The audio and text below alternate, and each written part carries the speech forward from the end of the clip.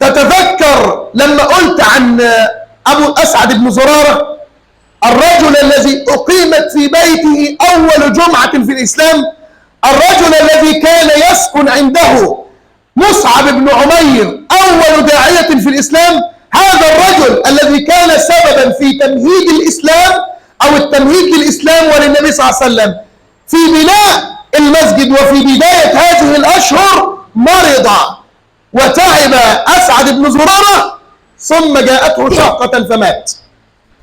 فأخذ الكلام يتأول على أسعد بن زرارة، فقال النبي صلى الله عليه وسلم بلسانه وهو يعلم ذلك: بئس الميت أبو أمامة، إن اليهود والمنافقون من العرب يقولون لو كان نبيا، يعني لو النبي محمد ده كان نبي، لو كان نبيا لم يمت صاحبه، ولا أملك لنفسي ولا لصاحبي من الله شيئا.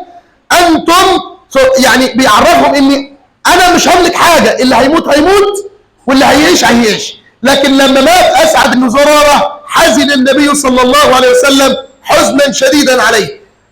أسعد بن زرارة كان تبع بني قوم، كان من أخوال النبي صلى الله عليه وسلم من بني النجار، فجاءوه بني النجار: يا رسول الله، هذا سيدنا وأنت تعلم نسبه فينا، كنا لا نقطع أمرا من دونه، ما فيش حاجة نقولها ولا نأخذ قرار إلا بأمره، فاختار لنا نقيبا، اختار منا واحد بقى يسودنا حتى لا نقطع أمرا دونه. اسمع النبي قال لهم إيه؟ قال لهم رسول الله صلى الله عليه وسلم: أنتم أخوالي وأنا بما فيكم وأنا نقيبكم.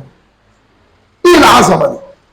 يعني النبي صلى الله عليه وسلم لما أصيب أسعد بن زرارة ومات فاختاروا نقيبا، فالنبي صلى الله عليه وسلم كان نقيبا لأخواله بني نجار. آخر ما أختم به بعد أن توحد الله، من خطبتين ثلاثة قلنا إن عمر بن الخطاب ختم البقرة في 12 سنة بعد بحث عظيم، وبعد أن نبهني أحد الأخوة إلى هذا الأمر أن عمر بن الخطاب ختم البقرة في 8 سنين بعد بحث شديد.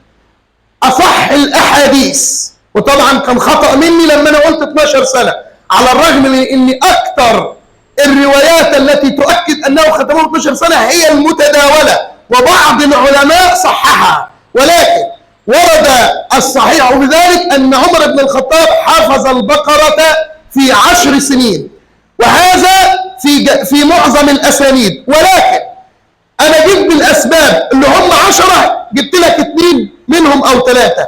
لماذا حفظ عمر بن الخطاب البقرة في 10 سنين؟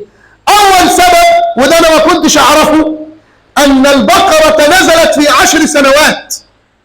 سورة البقرة أصلا ظل نزولها على النبي صلى الله عليه وسلم 10 سنوات، فالقرآن أصلا ليه الصحابة قعدوا 23 سنة يحفظوا فيه، ودي من الأمور اللي احنا مش واخدين بالنا منها. من الأسباب إن القرآن كان ينزل على النبي منجما. يعني إيه منجم؟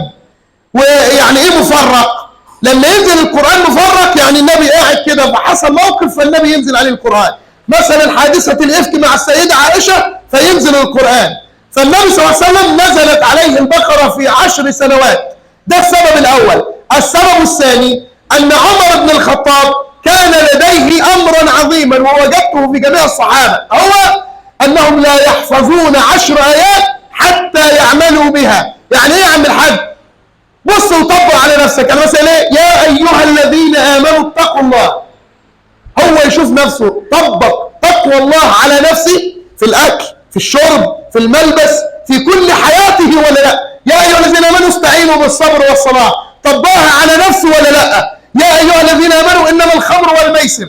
فكان عمر حياته كذلك، لما يلاقي نفسه طبق الآيات دي على نفسه يبتدي ياخد غيرها. أما إنه يحفظ ناس برضه جرحت في عمر بن الخطاب، وبيقول لك علمه إيه وعمل إيه عمر بن الخطاب؟ ده حفظ البقرة في 10 سنين. أقول لك بقى بعد أن توحد الله الصور التي نزلت كاملة وحفظها الصحابة في وقتها. اسمع: الأنعام والأعراف والتوبة والفتح والصف والمرسلات. الصور دي نزلت كاملة اتحفظت في وقتها. لأنها نزلت إيه؟ نزلت كاملة. عارف سورة الأنعام والأعراف اللي درس في القرآن كده اسمها من السبع الطوال، يعني من أطول السور. إذا السور اللي نزلت كاملة اتحفظت في ساعتها، والسور التي لم تنزل كاملة ونزلت بمواضيعها حفظها عمر بن الخطاب والصحابة على ذلك. اللهم اغفر لنا ذنوبنا.